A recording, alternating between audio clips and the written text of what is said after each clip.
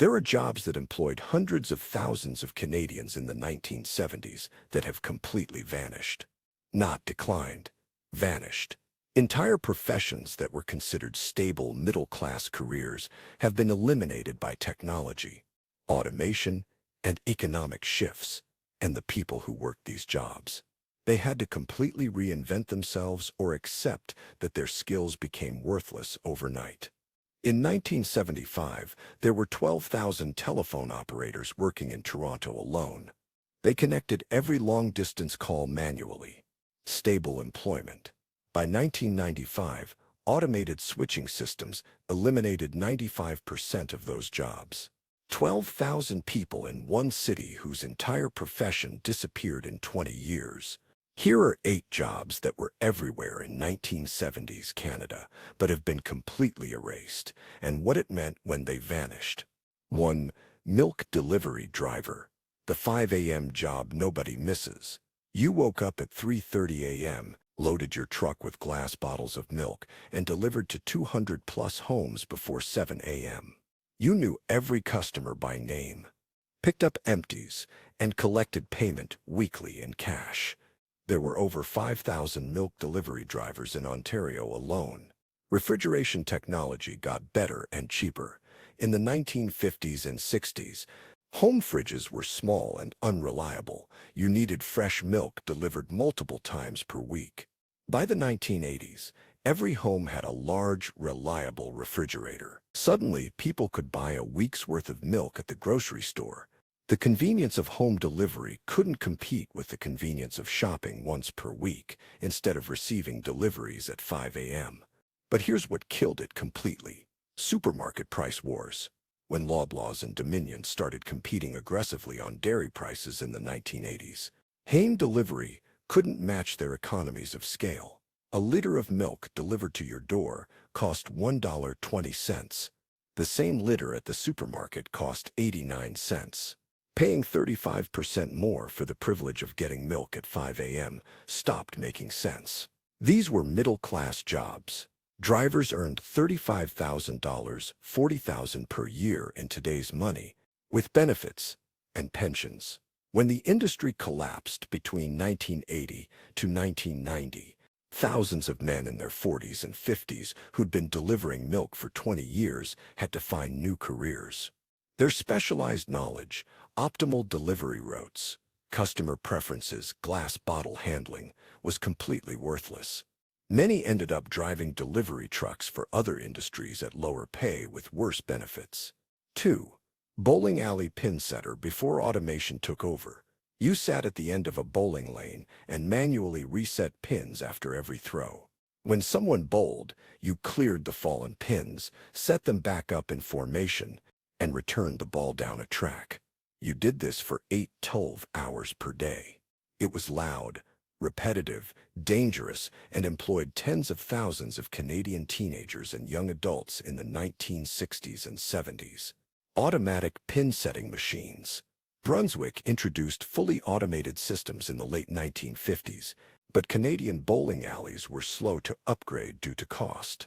Through the 1960s and into the early 1970s, many smaller alleys still used human pin setters because the machines cost $15,000, $20,000 per lane, a massive investment. But by 1975, the economics shifted.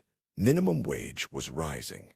Labor costs for pin setters were increasing, while machine costs were dropping. More importantly, automatic systems let bowling alleys operate longer hours with fewer staff. A manual alley needed pin setters, desk staff, and managers.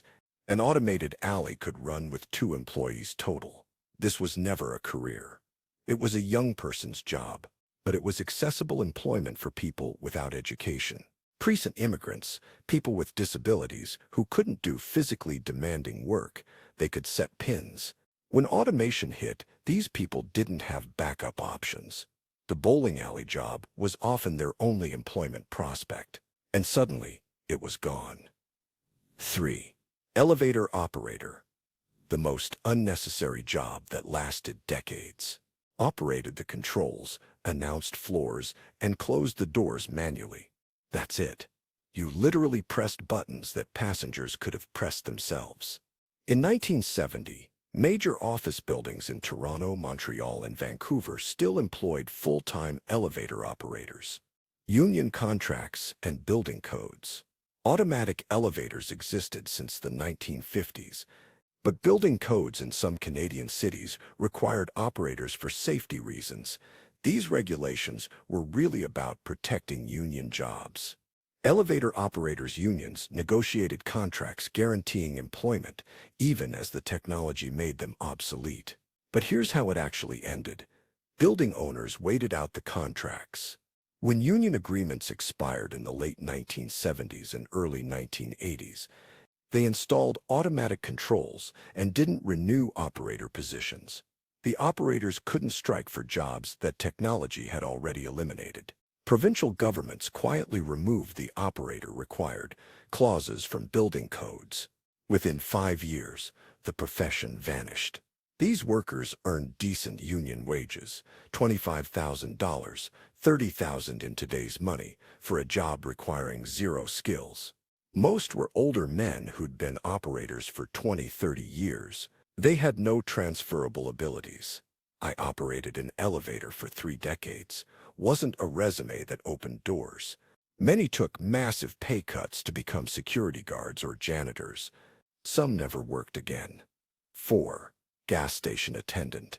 When full service was the only service, every gas station in Canada was full service until the 1980s. You pumped gas for customers, checked their oil, cleaned windshields, and checked tire pressure. Multi-bay stations employed 5-8 attendants per shift. It was minimum wage work, but steady employment for young people and immigrants building Canadian work experience. Self-service gas became legal in most provinces in the 1970s and 80s. Ontario legalized it in 1970. Quebec held out until 1977. British Columbia allowed it in 1982. Gas stations realized they could operate with 1 cashier instead of 6 attendants. The labor savings were massive. But here's what made the transition brutal. Gas stations fired experienced attendants and replaced them with minimum wage cashiers. A skilled attendant who could diagnose engine problems by listening, change oil, and handle 6 cars simultaneously had no advantage over a 16-year-old who could work a cash register. Decades of automotive knowledge became worthless. Overnight, the economics were devastating for workers. In Mille Novecento Setentaquins, a gas station in Toronto employed 8 people per day, 2 per shift across 4 shifts. By 1985, the same station employed 2 people per day, 1 per shift. That's 75% job elimination. And it happened to every gas station in Canada simultaneously over about 5 years. Thousands of jobs gone in less than a decade. Telephone switchboard operator. The job everyone's grandmother had. Every long-distance call went through you. Someone picked up their phone and asked for long distance. Please. You connected them to another operator who connected them to the destination city's operator who connected them to the recipient. 3 human operators were involved in every long-distance call. In 1970, Canadian phone companies employed over 50,000 operators, almost all women. Direct distance dialing DDD automation. Bell Canada began installing automated switching systems in the late 1960s. By 1980, most major cities had touch-tone dialing and automated long distance. By 1990, operator assistance was only needed for collect calls and directory assistance. Today, even those are automated. The scale of elimination was staggering. In 1970, Bell Canada alone employed 30,000 operators. They employed 800. That's 97% job elimination over 30 years. But most of the cuts happened in one brutal decade, 1980 to 1990, when automation went from experimental to universal. But here's what made this unique. Phone companies saw it coming. Bell offered extensive retraining programs. Operators could learn computer skills, customer service, or technical roles. Many successfully transitioned into new positions within the company, but the programs couldn't accommodate everyone. Older operators, those without education, or those in smaller cities without alternative positions got buyout packages and had to find new careers at 45, 50 years old, with skills the market no longer wanted. 6. TV repair technician. When you fix TVs instead of replacing them, families called you when their TV broke. You arrived with a toolbox full of vacuum tubes, transistors, and testing equipment. You diagnosed the problem, replaced components, and charged $30.50 for repairs that saved families from buying a new $500 TV. Every neighborhood had a TV repair shop. Technicians earned solid middle-class incomes from repeat business. TVs became cheaper than repairs. In 1975, a color TV cost $600, $800, $3,000, and $4,000 in today's money. Repairing it for $50 made economic sense. By 1995, you could buy a new TV for $300. Why pay $80 to repair an old one? But the real killer was solid-state electronics. Modern TVs don't have replaceable parts. Everything is integrated circuits soldered directly to circuit boards. When a modern TV breaks, even a trained technician can't fix it. You throw it away and buy a new one. The knowledge became obsolete. TV repair required understanding analog electronics, cathode ray tubes, and broadcast signals. Technicians spent years mastering this knowledge. Then flat-panel digital displays made everything they knew irrelevant. It wasn't that they could retrain. Their entire field of expertise vanished. Imagine spending 20 years becoming an expert in a technology that stopped existing. That's what happened to 10,000 plus TV repair technicians across Canada between 1990 to 2005. 7. Film projectionist. The skilled trade you never knew existed. You operated movie projectors at theaters. This wasn't just pressing play. You manually threaded film reels through complex mechanical systems, timed reel changes to avoid visible splices, adjusted focus and sound levels continuously, and repaired film breaks during screenings. Union projectionists earned $40,000, $50,000 per year in today's money. It was a skilled trade requiring training and apprenticeship. Why it disappeared? Digital projection. But the transition was slower than you'd think. The first digital projectors appeared in the late 1990s. Canadian theaters resisted because digital systems cost $70,000 plus per screen. Film projection equipment was already paid for. Movie studios started refusing to distribute film prints. Everything went digital. Theaters had to upgrade or close. The brutal part, the skills were completely non-transferable. A projectionist knew mechanical systems, optics, and film handling. None of that applied to digital systems, which were essentially computers. A 55-year-old projectionist with 30 years of experience had zero advantage over a 22-year-old film school graduate who understood digital files. The expertise vanished overnight. Union protections meant slower death. Many projectionists kept their jobs into the 2010s because union contracts required theaters to employ them even with digital systems. They'd show up, press play on a computer, and collect union wages for doing almost nothing. But when contracts expired, theaters eliminated the positions. A 35-year career path disappeared in the time it took to install new equipment. 8. Typesetter at newspapers. The job that computers killed first. You converted journalists' written stories into printed newspaper pages using linotype machines. You sat at a keyboard and typed, but instead of creating digital text, you created physical metal letter blocks arranged in lines. These blocks were then used to print newspapers. It was skilled work requiring speed, accuracy, and knowledge of typography. Every Canadian newspaper employed dozens of typesetters. Why it disappeared? Desktop publishing. In 1985, journalists typed stories on typewriters and handed them to typesetters who recreated them in metal type. By 1990, journalists typed directly into computers and sent digital files to printing presses. The typesetter became redundant. The Globe and Mail employed 200 typesetters in 1985. By 1995, they employed 0. The elimination was shockingly fast. Between 1985 and 1992, 7 years, virtually every typesetter job in Canada disappeared. Some newspapers offered retraining in computer systems, but typesetting was a union craft with high wages. Computer operators earned half as much and didn't need union protection.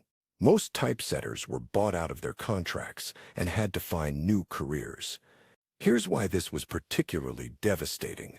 These were 60-year-old workers who'd spent entire careers mastering a mechanical skill. They couldn't transition to digital publishing. It required completely different knowledge. And they were too old to start over in new industries. Many took early retirement at significant financial loss. Some never recovered financially from losing careers in their final working decade.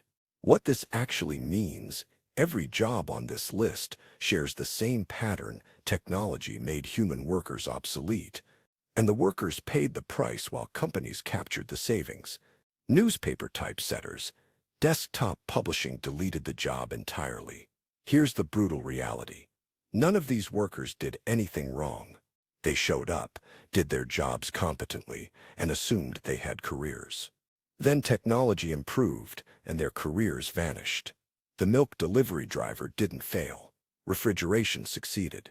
The elevator operator didn't become obsolete. Automatic controls became cheap. The telephone operator didn't lose her job to a better worker. She lost it to a computer. And here's the pattern we're seeing again right now in 2025. Retail workers, self-checkout and e-commerce, administrative assistants, AI automation, and accountants, automated tax software. New technology eliminates the need for human workers. Companies capture the savings. Workers lose their careers. They were just the first wave of automation hitting Canadian workers. The current wave is bigger and faster. AI and robotics are eliminating office jobs, retail jobs, and service jobs, just like mechanical automation eliminated elevator operators and automatic switching eliminated telephone operators. Your job exists until technology makes it obsolete. Then you get replaced by a machine, and your years of experience become instantly worthless. That's not pessimism. That's what happened to every single profession on this list. And it's happening again right now to jobs that seem stable and permanent today. The milk delivery drivers of 1975 thought they had stable careers too. They were wrong. The question is, which of today's jobs are the milk delivery routes of 2025, waiting for the technology that makes them unnecessary?